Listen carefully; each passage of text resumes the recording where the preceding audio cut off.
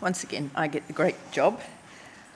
I have a fabulous honour this morning to introduce Professor Ruyu Hung, who's going to do our second keynote here at the conference. Professor Ruyu Hung is a distinguished professor of philosophy of education at the National Chiayi University in Taiwan. Her academic specialties lie in the fields of ecopedagogy, philosophy of education, educational aesthetics and ethics, with particular emphasis on deconstruction, phenomenology, ecological philosophy and comparative study between Eastern and Western educational philosophies. She was elected a Fellow of the Philosophy of Education Society of Australasia in 2022 in Sydney. Ruyu has extensively published in both Chinese and English in peer-reviewed journals and books, and her book, Education Between Speech and Writing, Crossing the Boundaries of Dao and Deconstruction, received the 2019 Book Award from PESA and from the Coalition of Education Academic Societies in Taiwan. Her notable edited publication is Nature, Art and Education in East Asia, Philosophical Connections. I want to now invite Ruyu up to present her keynote titled Mapping Ecopedagogy, or How Can We Imagine an Education... Oh, am I going too far? Yeah. For co-beings. And I love the image. Okay. Welcome, Ruyu. Yeah, thank you.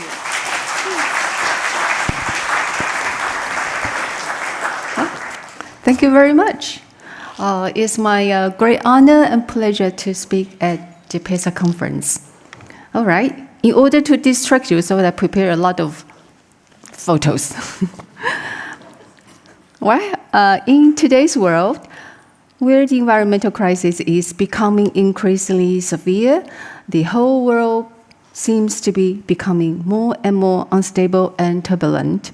We do not live in safety and peace. On the contrary, we live in a world filled with uncertainty, conflict, and crisis, particularly the environmental catastrophe. The great earthquake measured 7.7 in Jiji, Taiwan, occurred on September 21st, 1999. More than 2,000 people were killed and more than 1,100 people injured. I still have very fresh memory of that moment. On April 3rd, 2024, a 7.4 magnitude earthquake struck eastern Taiwan. At least 18 people were killed and over 1,100 were injured in the earthquake. It is the strongest earthquake in Taiwan since the 1999 Jiji earthquake, with 3 aftershocks above 6.0, and it caused a severe fire on the campus in eastern Taiwan. And also the landslide caused by the earthquake damaged the landscape severely. And of course, one of the cases of the environmental catastrophes was the recent devastating floods in Spain in October this year. However, modern environmental disasters are highly likely to be caused by climate change, which in turn is inseparable from human activity. Nobel laureate Paul Crutzen refers to the present era as the Anthropocene. The pictures are not works of art. Rather, they are the photos of polluted waters taken between 2011 and 2015. They highlight the lack of care and respect for others, the community, and nature. The issue that we, as educational philosophers, must confront is the relationship between human beings and the eco-world. How can we, modern people, settle down in this world of crisis? How should education sustain in this troubled world? How should we educate the relationship between humans and the world, between humans and nature, between humans and the earth, and between humans and non-humans? Well, the questions point to the fundamental issue: how to find peace and contentment in the troubled world. how should we live harmoniously in this turbulent world? And how can we educate ourselves to live harmoniously in a world facing crisis? The key to me as an educator is ecopedagogy. Ecopedagogy is an approach to education that incorporates an ecological worldview and recognizes the interrelationships, interdependence, and interactions among all entities on Earth. Ecopedagogy is an education in pursuit of ecophilia, ecosophy, and ecojustice. It is an education about, in, and for nature, with all beings interrelating and interacting with one another. Since we have mentioned about, in, and for nature, which shows that there are different ways of relating to nature, the pictures might illustrate how we perceive nature. This photo is the creation of Adam, also known as the creation of man. It is a fresco painting by Italian artist Michelangelo, which forms part of the Sistine Chapel ceiling. It illustrates the biblical creation narrative from the book of Genesis, in which God gives life to Adam, the first man.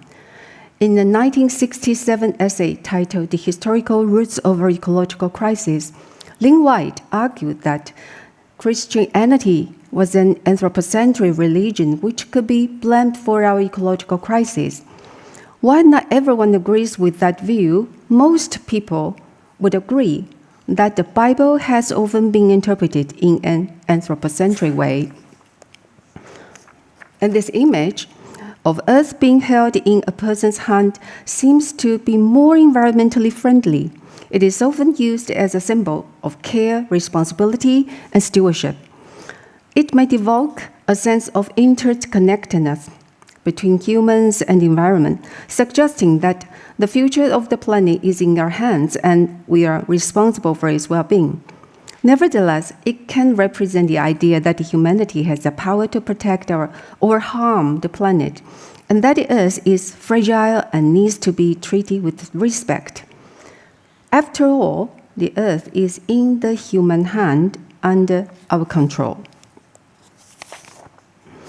And the picture of a human and the planet hand in hand suggests equality and cooperation between humans and the Earth, highlighting the idea that we must work together to protect and nurture the environment for future generations. And this one, the image of a human hugging a tree expresses positive emotions such as affection, comfort, and warmth towards nature. Perhaps we need a slightly different image portraying the human-nature relationship that is, in David Henry Thoreau's words, man as a part and parcel of nature. But there is only one person, right? Okay, and this photo was taken in 1989, showing a group of botanists conducting a vegetation survey on a mountain in Taiwan. It seems to subtly convey that it is we, rather than I, who are part and parcel of nature.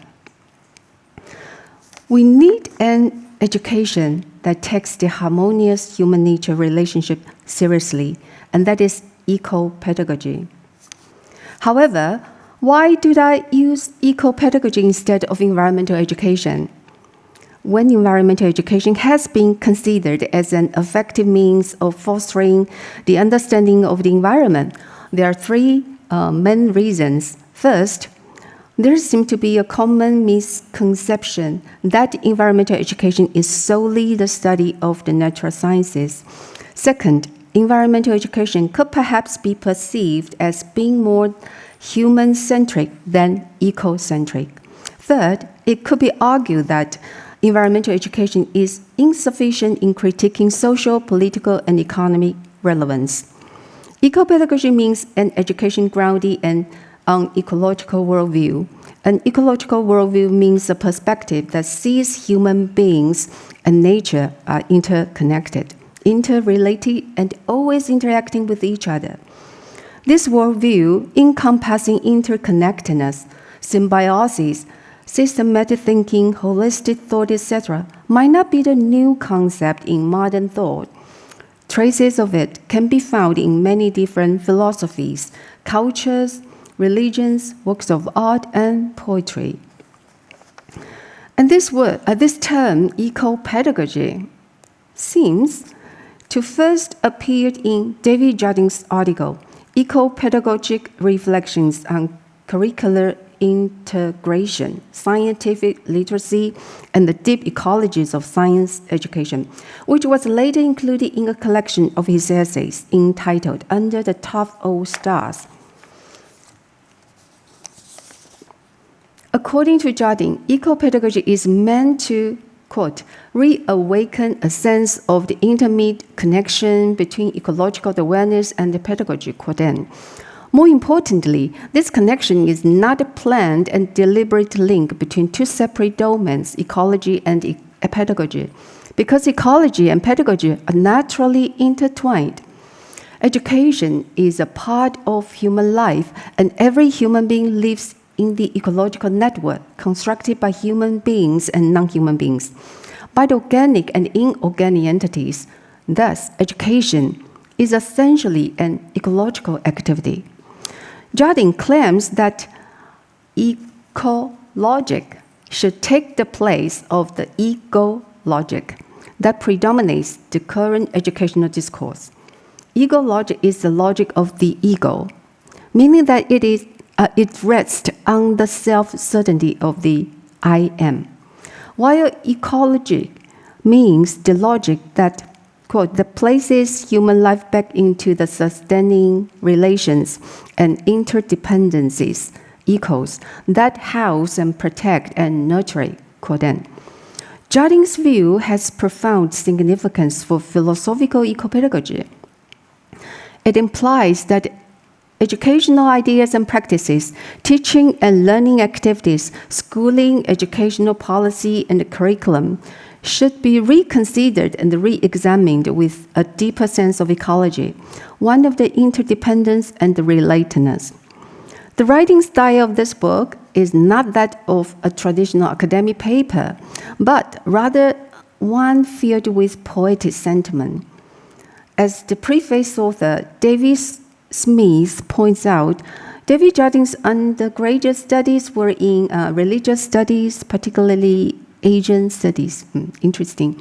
His master thesis focused on phenomenology, and his doctoral dissertation was on Piaget's theory of children's epistemology. This book reflects Jardin's interdisciplinary perspective and also gives me a lot of inspiration. Jardin says,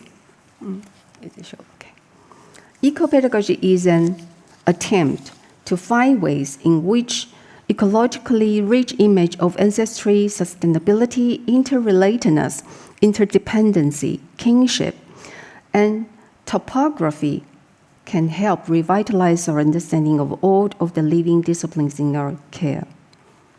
In any case, I'm deeply resonating with Jardin's book, especially in how they enlightened me to explore the relationship between humans and nature through the lenses of existential phenomenology, place philosophy, Eastern philosophy, deep ecology, and the philosophy of the body or somatics, literary works, poetry, and the arts, and to use ideas of these sources to map the contours of ecopedagogy.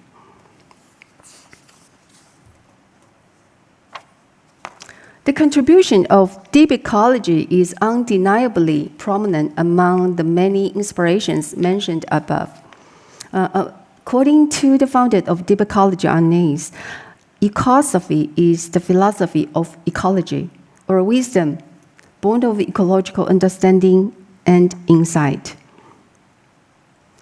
In 1983, an environmental humanities journal, The Trumpeter, dedicated to the development of an ecosophy, is founded.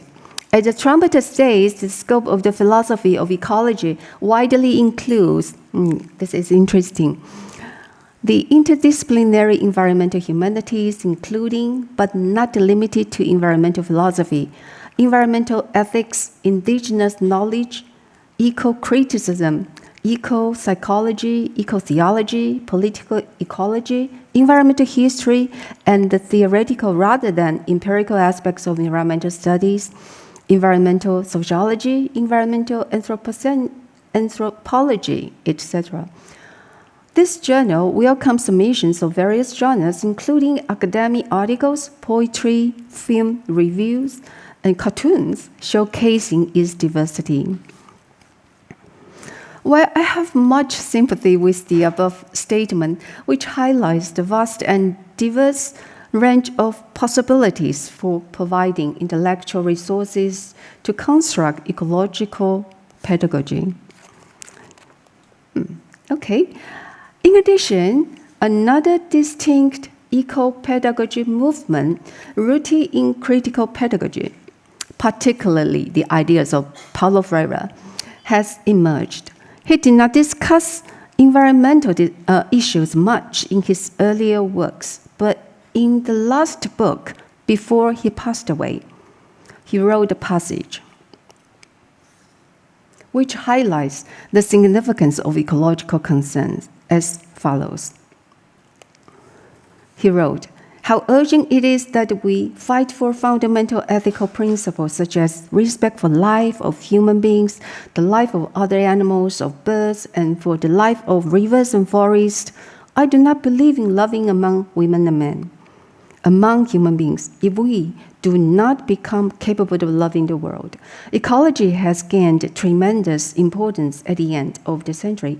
It must be presented in any educational practice of a radical, critical, and liberating nature." Well, following his death, Freire's concern for the environmental and non-human beings, was taken up by his colleagues. One of them is Gadotti. Gadotti became devoted to the promotion of plenary awareness and plenary citizenship, which is a fundamental aspect of ecopedagogy. An ecopedagogy rooted in critical pedagogy has been growing increasingly prominent in the Americas. The Green Theory and Praxis Journal, GTPJ, established in 2005, provides us with a platform to further understand the ideas of this movement. Between 2008 and 2009, this journal added ecopedagogy as a subtitle. It was later discontinued for unknown reason, but resumed publication in 2012, with the subtitle no longer included. GTPJ claims to be a critical theory journal seeking scholarship in the areas of environmental justice, indigenous people, First Nations, Aboriginal communities, eco-ability, ecofeminism, eco-transgender, blah, blah, blah, blah. A lot. From the journal statement, it is clear that scholars in this field are highly focused on new, topical, and often controversial current issues and debates. It emphasizes on critique and action, focusing on the relationship between social justice and environment. So, ecopedagogy can be developed based on a wide range of inspirations. I venture to outline, although I'm a very bad painter, right? The contours of ecopedagogy by broadly dividing the sources into two categories of approaches. The humanistic or poetic approach. At the beginning, I thought it is philosophical approach, but I'm not quite sure if the term is right or not, so I change it as the humanistic and the poetic approach, and the critical praxis approach. The categories of the poetic, humanistic orientations and the critical orientation are not mutually exclusive. Both are concerned with ecological crises and environmental issues. There are three main distinctions. The first divergence lies in the point that the former focuses on ontological exploration of the relationship between humans and nature, while the latter is concerned with the social-political analysis of environmental problems. Second, the former is more concerned with individual inner freedom as well as the liberation of the mind and soul, while the latter focuses more on collective freedom and the liberation from social political constraints. Third, each approach has distinctive core concepts.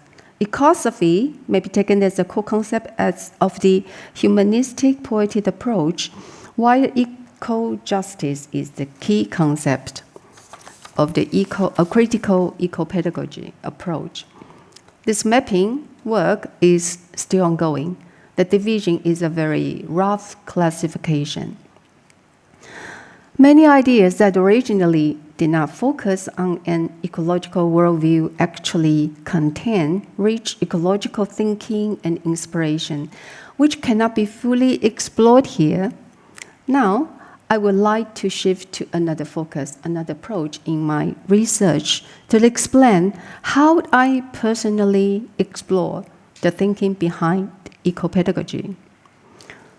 As a human, the question, who am I, just like yesterday's keynote speech, why, right, is an existential question that I continuously ask myself, and it is also a central question in the philosophy of education. However, the question behind this are, where am I? Who am I with? What am I with? In what way do I coexist with others? These questions are also central to my personal life journey, research, and teaching. I was born and brought up in Taipei and lived in the city until I graduated from university. However, I'd often recall walking through the busy streets of Taipei, feeling a sense of loneliness and disconnect from the people around me. And it seems that nature can alleviate the sense of loneliness. Though it may be a youthful romance, it played a role in my eventual decision to leave the city and move to the countryside. Unlike most young people who have to leave their hometown to struggle in bustling cities.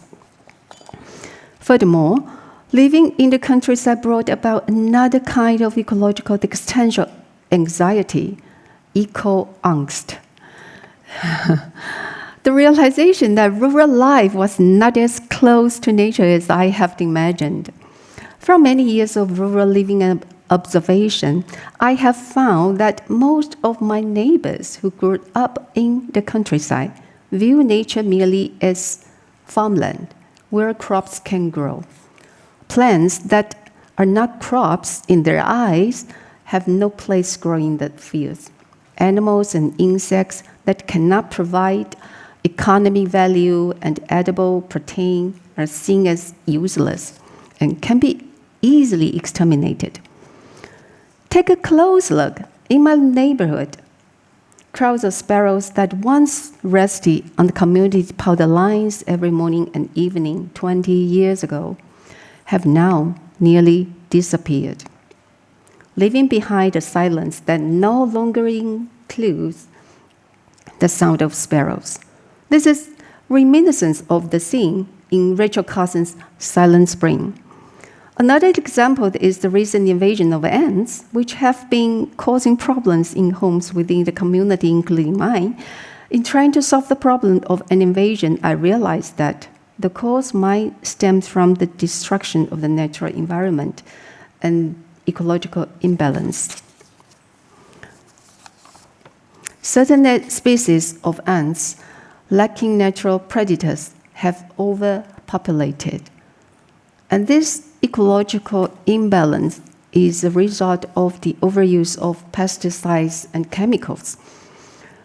Through many years of living in the countryside, I've indeed observed that farmers strongly relied on herbicides, pesticides, and chemical fertilizers to the point of overusing them.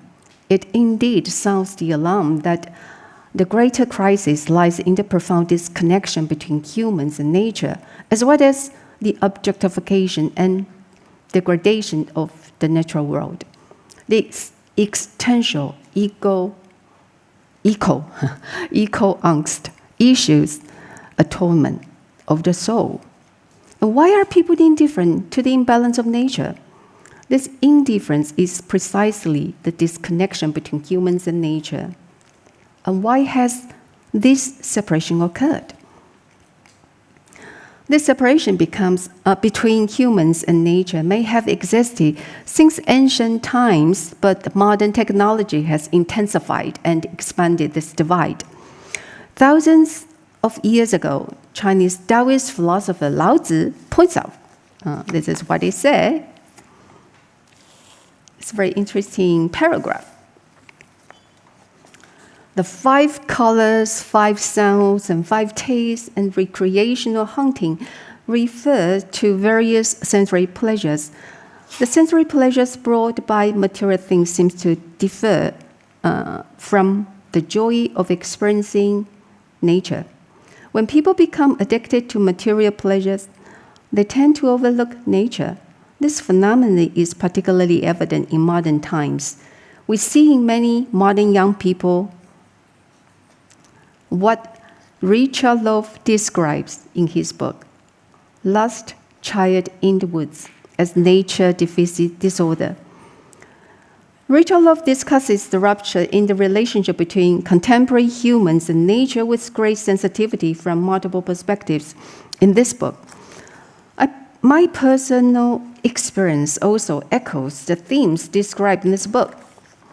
I once had a student who frequently skipped classes and ended up spending 6 years in college without actually going anywhere. Most of his time was spent in the dormitory, either on the internet at night or sleeping during the day, which is why he missed so many classes. I also once took my nephews to the countryside orchard. When I excitedly told them that the oranges on the trees were ripe and ready to be picked, they just stood there, staring blankly, showing no interest at all. They were more focused on playing with their cell phone than paying attention to the trees. They care more about the latest phone models, more entertaining games, and social media with more followers. This phenomenon, being immersed in technological products, embodies the idea of human enslaved by things and human enslaved by technology, which, as Heidegger explains, demonstrates the forgetfulness of being resulting from the enframing of technology, Gestalt. According to Heidegger, enframing, Gestalt, as the name for the essence of modern technology, means the gathering together of that setting upon that sets upon man, that is, challenges him forth to reveal the real in the mode of ordering as standing reserve. Modern technology aims to reveal the being of everything by employing modern mathematics and modern physics. In so doing, everything is considered, measured, homogenized, objectified, and controlled through calculative thinking. Nature, as far as modern technology is concerned, becomes the chief storehouse of the standing energy reserve. Heidegger says, Earth and its atmosphere are turned into raw material. Man becomes human material that is applied to goals that have been set out before him. The technological understanding of being is applied not only to non-human beings, but also to human beings. This is how humans come to understand themselves as human resources. From this perspective, I said, therefore I am. The calculative thinking of modern technology has also reinforced the self-assertion of individuals. Heidegger writes, the absolute self-assertion of the deliberate production of the world is unconditionally established as the condition of human command. This is a process that comes out of the hidden essence of technology. The human will to command and control the earth, empowered by modern technology, expands and expands. The will is the embodiment of the anthropocentrism, or in David Jardin's words, ecocentrism. French philosopher Michel Serres may shed us some light. He offers a very interesting perspective on how human beings, through modern technology, have distanced themselves from the natural cycle. He writes, tigers pitch on the edge of their lair, and so lions and dogs, like those carnivorous mammals. Many animals, of course, mark their territory with their harsh, stinking urine or their howling, while others, such as finches and nightingales, use sweet songs. Serres vividly connects waste, pollution, marking, and appropriation to possession and accumulation. This process is part of biological instinct or the natural cycle. According to Serres, animals use their excrement to mark territory, boundaries, much like humans use physical and intangible means, such as building, trademarks, and laws, to define ownership and property rights. However, modern technology has induced a qualitative change in this process, where waste and pollution disrupt or terminate the cycle of life. Serres also provides a very interesting deconstruction of the word squatter, or squat.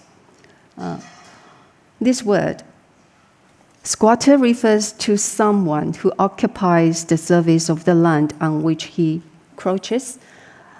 As he studied, the word has its origin in the Old French verb, I cannot pronounce that, okay, and which is related to the verb, this one, and through this and this, it turns into cogito. I'm really surprised. So the occupying person or the appropriating person becomes the thinking I. Serres says, pollution comes from measurable residues of the work and transformation related to energy, but fundamentally it emanates from our will to the appropriate, our desires to conquer and expand the space of our properties. Ego. Yeah. So I waste, therefore I am. The smell of air pollution and the noise from the exhaust pipes of stray racers are signs of anthropocentrism. Serres also laments intentions and actions are no longer limited to individual or local collectivities. We have seen how they spread today. They characterize Homo sapiens, the species that won. The will to mastery is egocentric, homocentric, which is fundamental to anthropocentrism. As can be seen from the above, the root of the contemporary environmental crisis lies in the arrogance of the human ego. With the strengthening of technological thinking, human beings objectify everything, including themselves. Therefore, the question returns to, who am I? What am I? What kind of the world do I want to live in? How should I relate to myself in order to coexist with others? And this is both an I question and a non-I question. Here I would like to seek Heidegger's concept of Gelassenheit and meditative thinking, which are deeply rooted in Daoist philosophy, as a pathway to thinking beyond the self towards the non-self. The later Heidegger's philosophy reveals the influence of Daoist thought.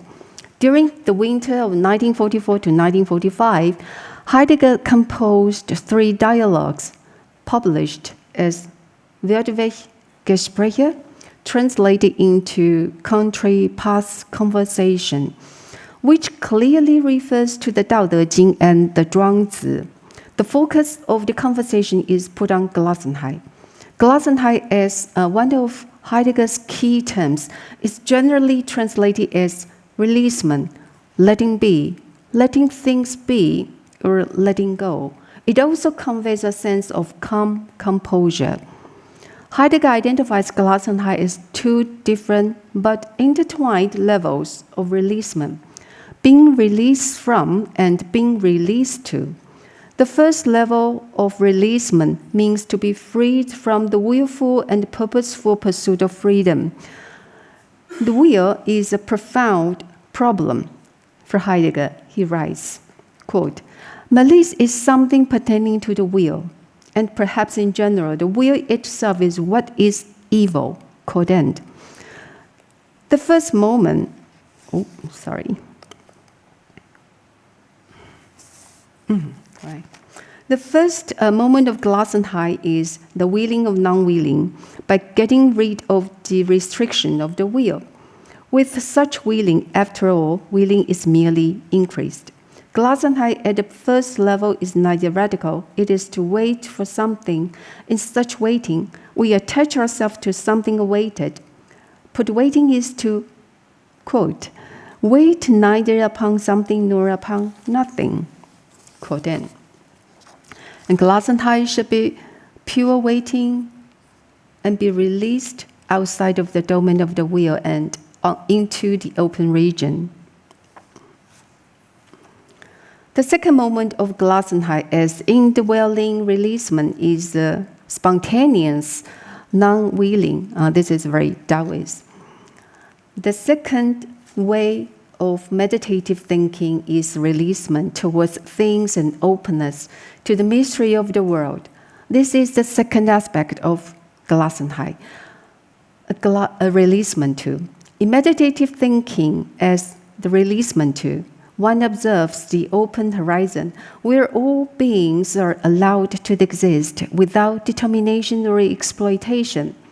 This way of thinking helps us to respect beings other than Homo sapiens and the more than human world as it is. This releasement would be a resolute openness to the essential carrying of truth and, quote, the reception of the in-regioning of the open region, quote end. Meditative thinking allows us to view ourselves as one of the beings in the world rather than above them, affirming the interdependence of all beings and the significance of their interconnectedness. David Henry Thoreau's writing may have some echoes. He writes that, quote, "There is a subtle magnetism in nature which, if we unconsciously yield to it, will direct us aright," quote end. The unconscious yielding is a releasement of the self. Through the self-soul releasement, one just lets oneself and everything be within the open region that is expansive and full of vast possibilities. For Heidegger, the open region is the unthinkable, for, quote, that which cannot be thought in advance.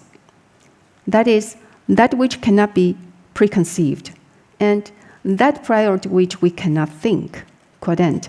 Heidegger's unthinkable open region echoes Thoreau's nature, that it does not yet exist distinctly in our idea for implying rich and endless possibilities. Heidegger uses Gelassenheit to problematize the will and the accompanying anthropocentrism by revealing the devastation of the earth resulted by the will to power.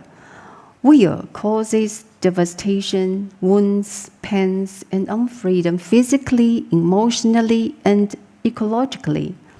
As Heidegger suggests, to purely wait neither upon something nor upon nothing, heals and free.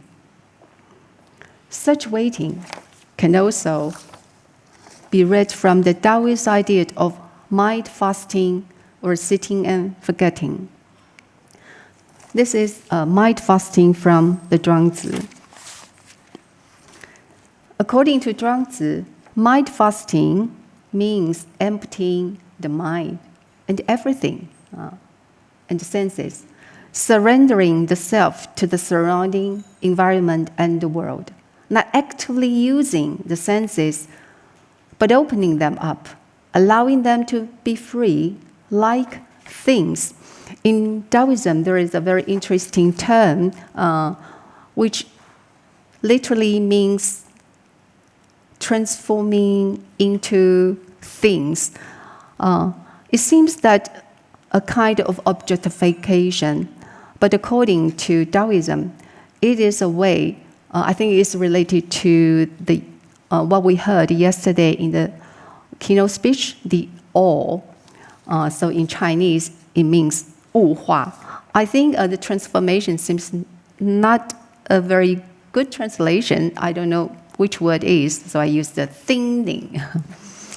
Okay, and be part of the world, be part of the all.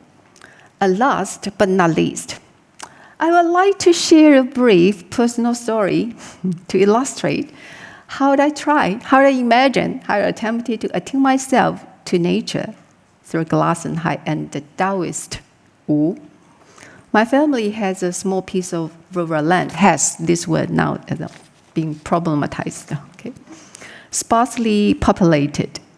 Every 2 to 3 days, we go there to tidy it up, weed, and plant trees. We often hear calls or munjadir, but rarely do we see them, especially my eyesight is poor. A month ago, when we went there to tidy up the farmland, I saw many footprints on the terrace, and I was so excited, thinking it might be munjadir seeking shelter from the rain. However, I realized that these footprints aren't from munjadir, as they are even-toed ungulates.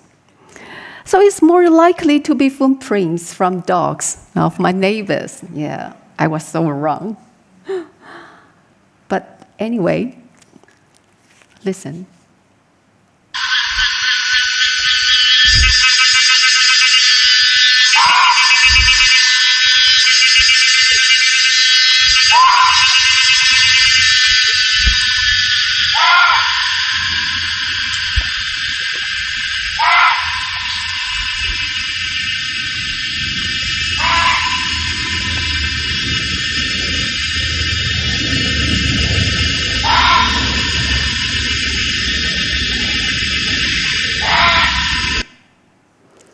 Well, that barking is from the munjadir.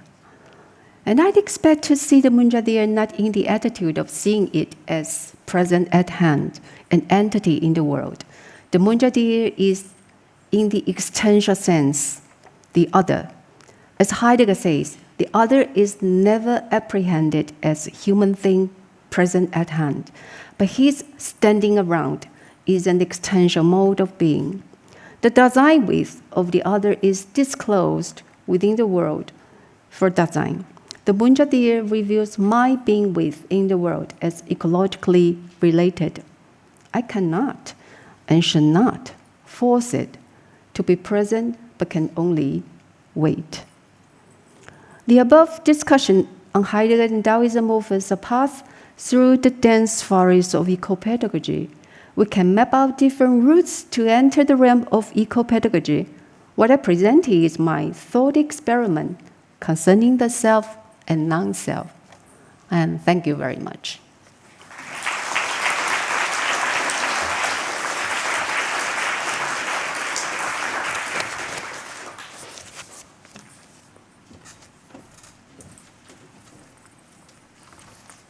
Wow. Thank you so much. You've offered us so much to challenge our thinking into something that is often in our face. And, you know, we're confronted with how do we work with this as philosophers of education? Where do we go? What do we do with the issues that are confronting our own eco-angst? Yeah. And I've loved your stories. I hope that many here have as well. I'm not going to take too much of this time because it is time for questions. So if anybody has questions, can you make your way to the microphones? Oop.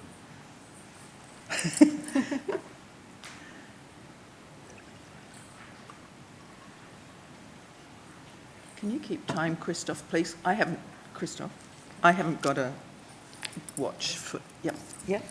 Hi, my name's Heather Greenhalgh Spencer. I'm from Texas Tech University.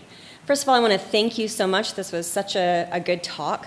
And I want to focus just a little bit on pedagogy and get your sense here, because when we teach, we're always making choices. What do we teach? How do we teach? I take as your central premise this sort of idea of decentering the I, decentering the human. And I think there are a lot of great insights that come from that standpoint. World Wildlife Fund and in the United States Sierra Club actually recently did surveys where they found that they were kind of trying to get an understanding of what messages resonated with people and which messages led to action. And they found that when the messaging was, hey, we're all connected, we're connected to the birds and that kind of thing, that in its best sense, people felt a sense of awe, right? You're standing in front of the Grand Canyon or you're standing in front of something beautiful, but that it didn't necessarily lead to action, but the message of stewardship. I have a responsibility to change my behavior. I have a responsibility to help and save and protect the earth. That actually led to changes of behavior. So are there ways, this is the question, are there ways that we can bring the insights that you've just given in ways that decenter the human, while also combining them with messages that do center sort of human action for change? I'm interested in your thoughts. Well, thank you very much for the very difficult question. Yeah. Well, I don't have the standard answer. I think that's really difficult for us as educators, right? Because our students are very different, and some of them may be moved by the concept of the centering of the self, and some others might be moved by the concept of stewardship. I think as teachers, educators, we try to provide different ways of thinking and choices, possibilities, as many as possible for them to find a way that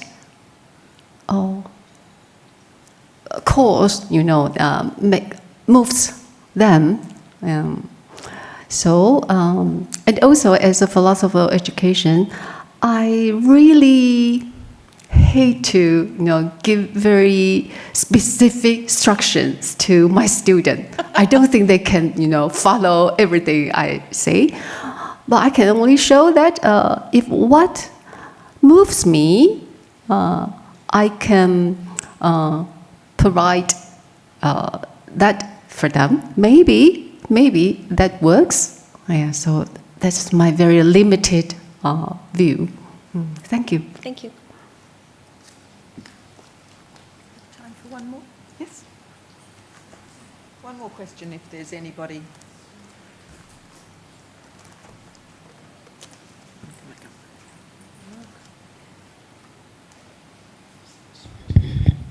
Thank you for your talk. I wanted to ask, for you, as you conceptualize ecopedagogy, does it matter more the presentation of information or the provision of experiential learning opportunities? What I mean by that is, do you think it's the case that what's most important for raising this kind of awareness is that students and people in general are able to interact with other persons who have achieved or arrived at some experiential level of understanding themselves? So it's the interpersonal dynamics rather than the learning of a particular content domain. I wonder what you think about that. What is? Sorry, I'm not very clear about your question. Sure. So if when thinking about ecopedagogy, do you take it to be the case that it matters more Or do you see the difference that I'm trying to suggest between the presentation of information about climate change, for example, scientific facts and figures, so on and so forth, versus the experiential learning opportunities that might arise if students are taken on trips out into nature where they can actually interact with it in ways that change them, but are not necessarily rooted in information or knowledge. Oh yeah, yeah. I think what you say just is quite important. You know, to raise students' ecological awareness. I don't mean that only eco-pedagogy works. I try to use this term to highlight maybe to highlight the importance of environmental humanities or ecological humanities. It's very often the case that we think, but it is true that experiential education and environmental studies in the field of natural science are very, very important and critical to help us fostering the understanding of the environment. So what do the scholars in the field of humanities and social science can do? Actually, we still can help or can contribute a lot. I think, so that's what I try to suggest. We can help or fostering ecological awareness by learning or reading poetry or novels or a lot of other things. I mean, we should provide many different approaches, yeah, and those also help. Thank you. Thank you so much, everybody, for engaging. And Ruyu is here for the conference, so if you want to engage some more in these conversations, and also perhaps with the Marsden Fund, who yesterday cut their funding for humanities and social sciences research. So this is extremely relevant and important right now. Ruyu, thank you very much for talking to us.